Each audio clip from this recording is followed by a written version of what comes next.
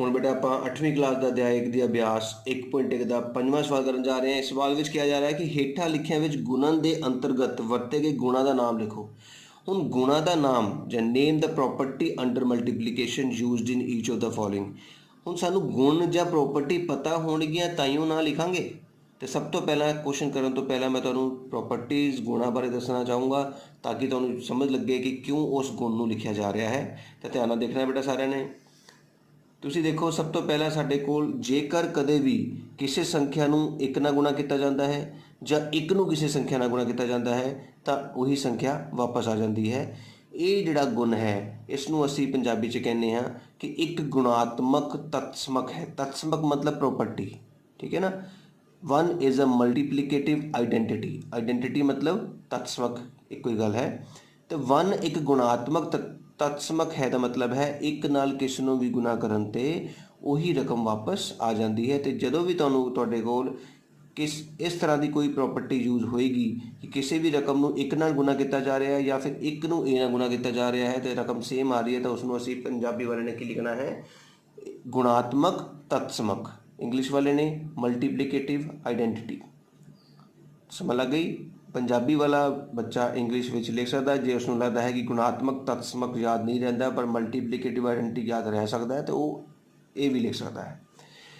लेकिन जेकर कदे हुण इत्थे बेटा एक का होना जरूरी सी ना, ए गुणा एक, पर इत्थे कोई कंडीशन नहीं है। कोई भी दो रकम होण जिन्होंने गुणा किया जा रहा है 4 गुणा 5 तो इधर की किया जा रहा है 5 गुणा 4 मतलब जो रकम को पलट लिया गया है इत्थे ए गुणा बी है उत्थे बी गुणा ए है तो इसनों आप इंग्लिश में बोलते हैं कर्म वटांदरा योग। कर्म वटांदरा हो गया ना, वटांदरा किया ना, ए इधर चला गया बी इधर चला गया।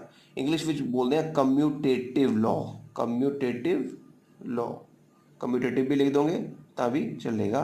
ए गुणा बी बराबर बी गुणा ए नूं की बोलते हैं कम्यूटेटिव या कर्म वटांदरा। जो 3 अखर हो जाए बेटा 3 अखर के देखो अखर सेम है ए बी सी बस ब्रैकेट का फर्क है। पहले हिस्से में ब्रैकेट बाद में लगी है, दूजे हिस्से में ब्रैकेट पहला लगी है। ये जरूरी नहीं है इधर पहला तो इधर बाद भी हो सकती है। इस तरह के गुण नूं असीं बोलते हैं सहिचारी गुण या फिर एसोसीएटिव। तो ये 3 गुण बहुत इंपॉर्टेंट ने। पहले वाले विच ध्यान रखना है जो एक होएगा गुणा करता होया ताइयों ही लिखना है कि वन इज़ मल्टीप्लीकेटिव आइडेंटिटी। जे एक तो इलावा कोई होर 2 अखर ने 2 गुणा 5 5 गुणा 2 तो उसनूं असीं बोलते हैं कम्यूटेटिव या कर्म वटांदरा। जे अखर 3 हो जान सिर्फ ब्रैकेटां दा फर्क होवे तो असीं बोलते हैं सहिचारी या एसोसीएटिव। लेकिन जेकर तुहाडे कोल कदे इस तरह का कुछ गुण आ जाए जिस विच एक रकम नूं उसे दे उल्ट क्रम नाल गुणा किया जा रहा है तो वो तुहानूं मैं हुणे पिछे समझा के आ रहा है जिसनों असीं की कहने हैं मल्टीप्लीकेटिव आइडेंटिटी या गुणात्मक उल्ट। ये 4 गुण तुहानूं मैं हुण दस्से है। इस 4 गुणां नूं असीं अपने दिमाग विच रखते हुए आपां हुण सवालों का हल करन जा रहे हैं। ध्यान नाल देखियो साडे कोल पहला सवाल है देखो -4/5 गुणा 1 बराबर 1 गुणा -4/5 बराबर -4/5। तुसीं ध्यान नाल देख सकते हो ये साडे पहले ही गुण नूं मैच करता है। ए गुणा 1 बराबर 1 गुणा ए बराबर ए। तो इत्थे की लिखांगे असीं ये 2 रकमां। पंजाबी वाला लिखेगा एक गुणात्मक तत्समक है तो इंग्लिश वाला की लिखेगा one is a multiplicative identity. ठीक है, समझ लग गई कि जदों भी किसी रकम को एक ना गुणा किया जाए या एक नूं उस रकम ना गुणा किया जाए तो फर्क नहीं पैंदा, रकम वापस आ जाती है जिसनों असीं कहने हैं गुणात्मक तत्समक या मल्टीप्लीकेटिव आइडेंटिटी। हुण तुसीं दूजा भाग देखण जा रहे हो। दूजे भाग के ध्यान नाल देखो 13/17 गुणा 2/7 फिर 2/7 गुणा 13/17। इसका मतलब ये साफ साफ दूजी साडे गुण नूं बिलोंग कर रही है जिसका आंसर है कर्म वटांदरा योग या फिर कम्यूटेटिव। क्लीयर हो गया। ਜਦੋਂ भी किसी 2 संख्यावां नूं पलट दिता जाता गुणा वेले तो असीं उहनूं कर्म वटांदरा योग कहते हैं। तो हुण साडे कोल तीजा भाग ध्यान नाल देखना है तुसीं -19/29 नूं 29/-19। ध्यान नाल देखो उल्ट क्रम नहीं हो गया, 29 ऊपर आ गया तो 19 थल्ले आ गया ना। तो जेकर आपां किसी संख्यावां दा उल्ट क्रम नाल गुणा करके 1 आ जाता है तो ये देखो मेरी चौथी प्रॉपर्टी नूं बिल्कुल बिल्कुल ढुकवां सिद्ध हुंदा है जिसनों असीं की कहने हैं गुणात्मक उल्ट या मल्टीप्लीकेटिव आइडेंटिटी या मल्टीप्लीकेटिव इनवर्स। इनवर्स भी कह सकते हो तुसीं। इस तरह साडे कोल 5वां सवाल जिहड़ा है वो भी कंप्लीट हो चुका है जिस विच असीं सिर्फ रकमां नूं देख के ये जांच की है कि इस रकम दे विच किहड़ा जिहड़ा आ गुण यूज हो रहा है। ਹੁਣ 6ਵਾਂ ਸਵਾਲ ਧਿਆਨ ਨਾਲ ਦੇਖਣਾ ਬੇਟਾ 6/13 ਨੂੰ -7/16 ਦੇ ਉਲਟ ਕਰਮ ਨਾਲ ਗੁਣਾ ਕਰੋ। ਧਿਆਨ ਨਾਲ ਸੁਣਨਾ ਹੈ। Multiply 6/13 by reciprocal of this. ਉਲਟ ਕਰਮ ਨੂੰ ਕੀ ਬੋਲਦੇ ਆਪਾਂ? ਰੈਸੀਪ੍ਰੋਕਲ। ਇਹਦਾ ਮਤਲਬ ਅਸੀਂ ਕਰਨਾ ਕੀ ਹੈ? 6/13 ਨੂੰ ਗੁਣਾ ਕਰਨੀ ਹੈ, ਪਰ ਕਿਹਦੇ ਨਾਲ ਕਰਨੀ ਹੈ? 7/16 ਨਾਲ ਨਹੀਂ, 7/16 ਦੇ ਉਲਟ ਕਰਮ ਨਾਲ। ਮਤਲਬ 7/16 ਦਾ ਉਲਟ ਕਰਮ ਕੀ ਹੋਏਗਾ? 16 ਉੱਪਰ ਆ ਜਾਏਗਾ, 7 ਥੱਲੇ, ਮਾਈਨਸ ਉੱਥੇ ਦਾ ਉੱਥੇ ਹੀ ਹੈ। ਮਤਲਬ ਮਾਈਨਸ ਦੇ 16/7 ਨਾਲ। ਲੱਗ ਗਈ ਸਮਝ? ਹੁਣ ਉੱਪਰ ਵਾਲੇ ਨੂੰ ਉੱਪਰ ਵਾਲੇ ਨਾਲ ਗੁਣਾ ਕਰਨੀ ਹੁੰਦੀ ਹੈ। 16 ਨੂੰ 6 ਨਾਲ ਗੁਣਾ ਕਰਦੇ ਹਾਂ ਆਪਾਂ। ਧਿਆਨ ਦੇਖੋ 16 ਗੁਣਾ 6 ਜੇ ਪੜ੍ਹ ਆਉਂਦਾ ਤਾਂ ਬਹੁਤ ਹੀ ਵਧੀਆ ਗੱਲ ਹੈ। 6 6 36, 6 ਉੱਪਰ 3, 6 ਕਮ 6, 3 ਜੋੜੇ 9, ਕਿੰਨਾ ਆ ਗਿਆ ਬੇਟਾ? -96। ਅਤੇ 13 ਨੂੰ 7 ਨਾਲ ਗੁਣਾ ਕਰਦੇ ਹਾਂ। 13 7 91 ਹੁੰਦਾ ਵੈਸੇ, ਪਰ ਜੇ ਕਿਸੇ ਨੂੰ ਨਹੀਂ ਪਤਾ ਤਾਂ 7 ਦੀ 21, 1 ਉੱਪਰ 2, 7 ਕਮ 7 ਅਤੇ 2 ਕਿੰਨੇ ਹੋ ਗਏ? 9। तो -96/91 ਤੁਹਾਡਾ ਬੇਟਾ ਸਵਾਲ ਦਾ ਆਨਸਰ ਹੋਏਗਾ। ਬਹੁਤ ਹੀ ਸਿੰਪਲ ਤਰੀਕੇ ਨਾਲ ਅਸੀਂ ਕੀਤਾ ਹੈ। ਅਸੀਂ 7/16 ਦਾ ਉਲਟ ਕਰਮ ਪਤਾ ਕਰ ਲਿਆ ਸੀਗਾ, ਜੋ ਕਿੰਨਾ ਆਇਆ ਹੈ? -16/7। ਅਤੇ ਅਸੀਂ 6/13 ਨੂੰ ਗੁਣਾ ਕਰਨਾ ਸੀਗਾ ਇਸ ਦੇ ਰੈਸੀਪ੍ਰੋਕਲ ਨਾਲ, ਜਿਸ ਦਾ ਰੈਸੀਪ੍ਰੋਕਲ ਕਿੰਨਾ ਸੀਗਾ? -16/7। ਅਸੀਂ ਗੁਣਾ ਕੀਤੀ ਹੈ, ਉੱਪਰ ਵਾਲੇ ਨੂੰ ਉੱਪਰ ਵਾਲੇ ਨਾਲ ਗੁਣਾ ਕਰ ਲਈ ਹੈ, ਥੱਲੇ ਵਾਲੇ ਨੂੰ ਥੱਲੇ ਵਾਲੇ ਨਾਲ ਗੁਣਾ ਕੀਤੀ ਹੈ, ਸਾਡਾ ਆਨਸਰ ਆ ਗਿਆ ਹੈ। ਹੁਣ 7ਵਾਂ ਸਵਾਲ ਧਿਆਨ ਨਾਲ ਦੇਖਣਾ ਹੈ ਬੇਟਾ। ਦੱਸੋ ਕਿਹੜੇ ਗੁਣ ਦੀ ਸਹਾਇਤਾ ਨਾਲ ਤੁਸੀਂ ਇਸ ਨੂੰ ਇਸ ਦੇ ਰੂਪ ਵਿੱਚ ਲਿਖ ਸਕਦੇ ਹੋ, ਜਾਂ tell what property allow you to compute this as this. ਇਸ ਚੀਜ਼ ਨੂੰ ਇਸ ਤਰ੍ਹਾਂ ਲਿਖਣ ਲਈ ਕੌਣ ਸੀ ਗੁਣ, ਕੌਣ ਸੀ ਪ੍ਰੋਪਰਟੀ ਸਾਨੂੰ ਅਲਾਓ ਕਰਦੀ ਹੈ? ਮੈਂ ਤੁਹਾਨੂੰ ਹੁਣੇ ਪਿੱਛੇ 4 ਪ੍ਰੋਪਰਟੀਜ਼ ਦੱਸ ਚੁੱਕਾ ਹਾਂ, ਜਿਹਦੇ ਵਿੱਚੋਂ ਇੱਕ ਪ੍ਰੋਪਰਟੀ ਜਿਹੜੀ ਯੂਜ਼ ਨਹੀਂ ਹੋਈ ਸੀਗੀ, ਤੁਹਾਨੂੰ ਯਾਦ ਹੋਏਗਾ, ਉਹ ਪ੍ਰੋਪਰਟੀ ਸੀ ਸਹੀ 4। ਆਹ ਦੇਖੋ ਬੇਟਾ, ਇਹ ਪ੍ਰੋਪਰਟੀ ਹੈ ਜਿਹਦੇ ਵਿੱਚ 3 ਰਕਮਾਂ ਦੀ ਗੁਣਾ ਹੈ। ਇੱਕ ਵਾਰੀ ਬ੍ਰੈਕਟ ਅਖੀਰ 'ਚ ਹੈ, ਇੱਕ ਵਾਰੀ ਬ੍ਰੈਕਟ ਸ਼ੁਰੂ 'ਚ ਹੈ। ਇਸ ਨੂੰ ਕੀ ਬੋਲਦੇ ਆਪਾਂ? ਸਹੀ ਚਾਰੀ ਗੁਣ ਜਾਂ ਐਸੋਸ਼ੀਏਟਿਵ। ਹੁਣ ਤੁਸੀਂ ਦੇਖ ਸਕਦੇ ਹੋ ਇਸ ਵਿੱਚ ਬ੍ਰੈਕਟ ਦਾ ਹੀ ਫਰਕ ਹੈ, ਬਾਕੀ ਰਕਮਾਂ ਸੇਮ ਨੇ। ਇੱਥੇ ਕੀ ਲਿਖਾਂਗੇ? ਸਹੀ ਚਾਰੀ ਗੁਣ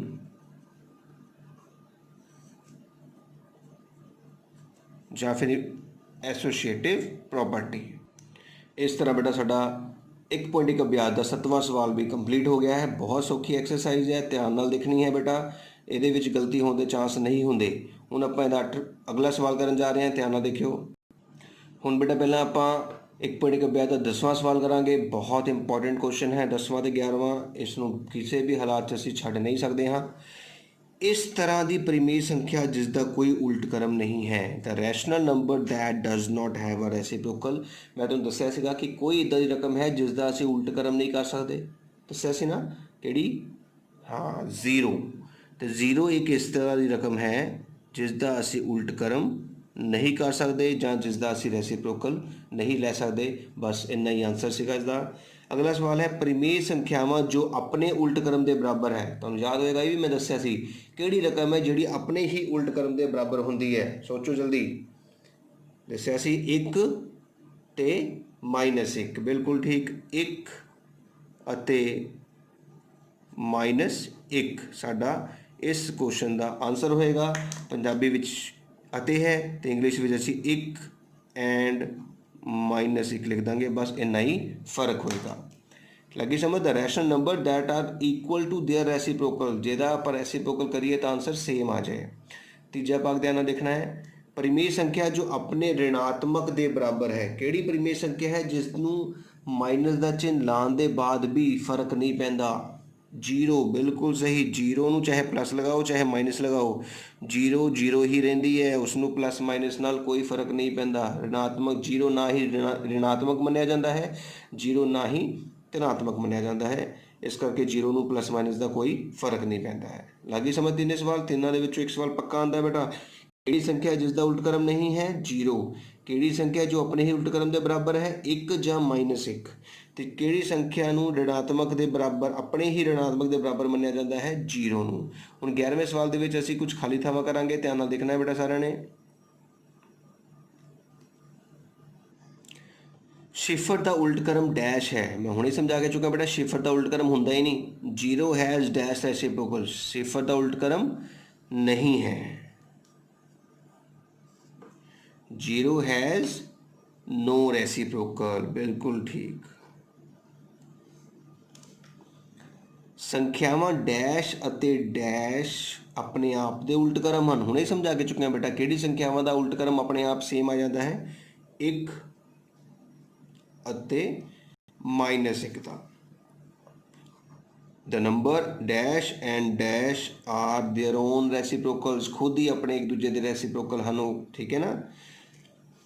-5 का उल्ट करम तुहानूं समझाया सीगा, -5 के थले असीं 1 ला दिंदे आ तो 1 उपर आ जाएगा, 5 नीचे तो माइनस उत्थे दा उत्था ही, -1/5 साडा आंसर होएगा। अगला है 1/x का उल्ट करम, x उपर आ जाएगा 1 थले, x/1 साडा इस खाली थां दा आंसर होएगा। 2 परिमेय संख्यावां दा गुणनफल हमेशा परिमेय संख्या हुंदा है, ठीक है ना। 2 परिमेय संख्यावां दा गुणनफल की हुंदा है, हमेशा परिमेय संख्या ही हुंदा है। इत्थे की लिखांगे, परिमेय संख्या। The product of to rational number is always rational number, बिल्कुल ठीक।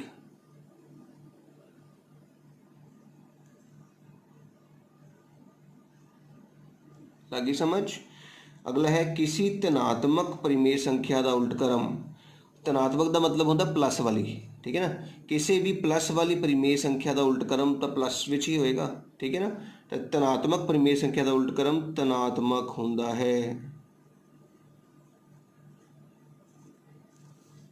या the reciprocal of positive rational number is positive. तो इस तरह बेटा साडा 10वां ते 11वां सवाल भी कंप्लीट हो गया है। उम्मीद करता हाँ तुहानूं अभ्यास 1.1 वधिया तरीके नाल समझ आई होएगी, तो जरूर तुसीं प्रैक्टिस करियो एक बारी, फिर कदे भी नहीं भुलेगी। जे तुहानूं मेरी वीडियो वधिया लगी, तुहानूं समझ आया है तो जरूर लाइक करियो।